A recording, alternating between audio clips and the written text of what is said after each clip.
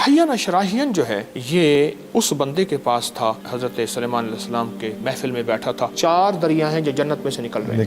نیل دریا میں ایک قہوہ ہے، خودکشی کرنے سے پہلے یہ پی لیں. 11 دانے سپستان اور بہی دانہ.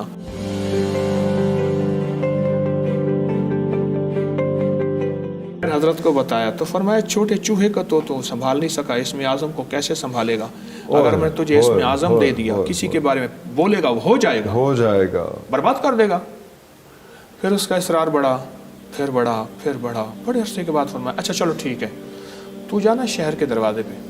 شہر کے دروازے ہوتے تھے جیسے لاہور 13-14 دروازے.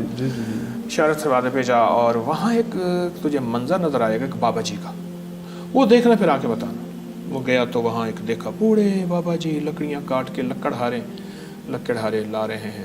شہر کا جو دربان تھا وہ پولیس والا، اس نے پکڑا، مارا، بے عزت کیا، لکڑیاں چھین کے چل بھاگ جا. بڑا غصہ ہے.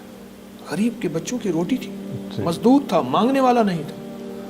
اگر اسم اعظم اگر ہوتا نا تو اس کی طبیعت ٹھیک کر دیتا، برباد کر دیتا. حضرت کی خدمت میں حاضر ہوا تو حضرت نے پوچھا ہاں بھائی کیا دیکھا؟ انہوں نے حضرت وہ ایسے دیکھا. تو فرمایا اسی بابے نے مجھے اسم اعظم سکھایا تھا. جب اسم اعظم دیتے ہیں تو برتن اور ظرف بھی بڑا ہو جاتا ہے. ایک تو یہ بات ہے. دوسرا، ہماری بہت طاقتور کتابوں میں، پرانی کتابوں میں لکھا ہے کہ حضرت سلیمان علیہ السلام کی حکومت ہواؤں پہ، فضاؤں پہ، جنات پہ، پرندوں پہ، انسانوں پہ.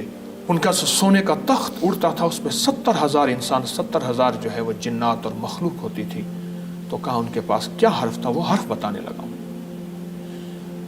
عربی زبان میں، قرآنی زبان میں وہ حرف ہے یا حیو یا قیوم.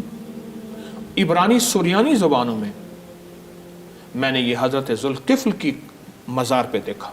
ذوالقفل نبی ہیں جن کا قرآن میں تذکرہ ہے. وہ ہے احین اشراحین.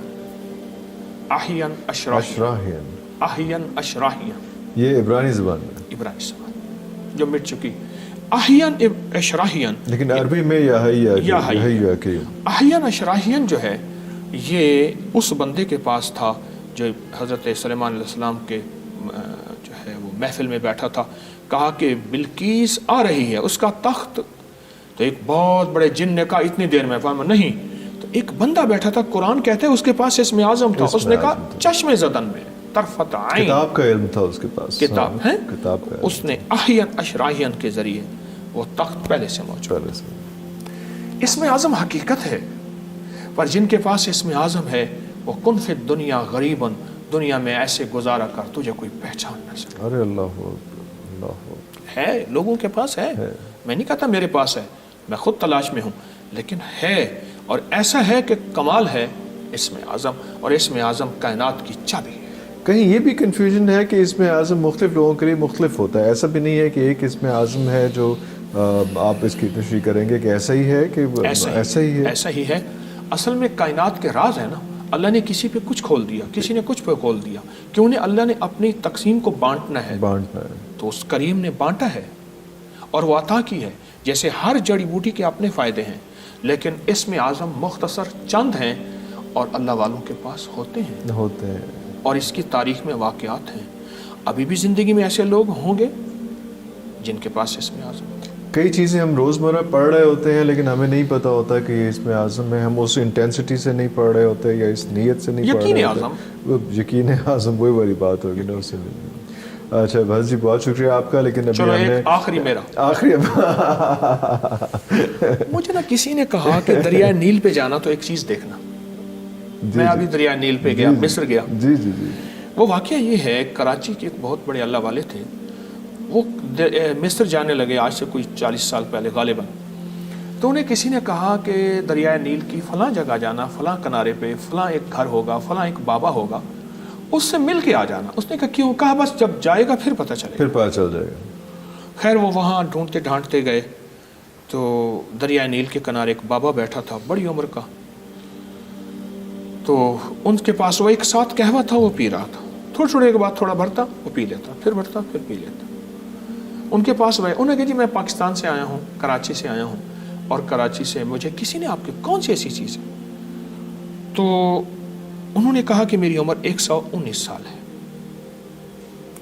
اور ایک بابے کو بلایا ओ या वलदी, ओ बेटा, ओ पोतरा। वो वाह, आया, वाह, वाह। उन्हें कहा मेरा पोता 98 साल का है। अरे अच्छा, एक और बच्चा बेचारा भागता दौड़ता आया, उन्हें कहा मेरा बेटा 6 साल का है। 6 साल का? हाँ। एक 98 साल का है, एक 6 साल का, और खुद 119 साल। और मुझे उन बुजुर्गों से एक और भी पता चला कि वो 126 साल का था। अरे 119 तो ठीक है, चले है। अच्छा वो राज क्या था? वो एक कहवा था। एक कहवा था। मैं दरियाए नील के वहां गया हूं। अच्छा, पहुंचे बाबा तो आप नहीं मिल वहाँ सका पे? मुझे, बाबा नहीं मिले।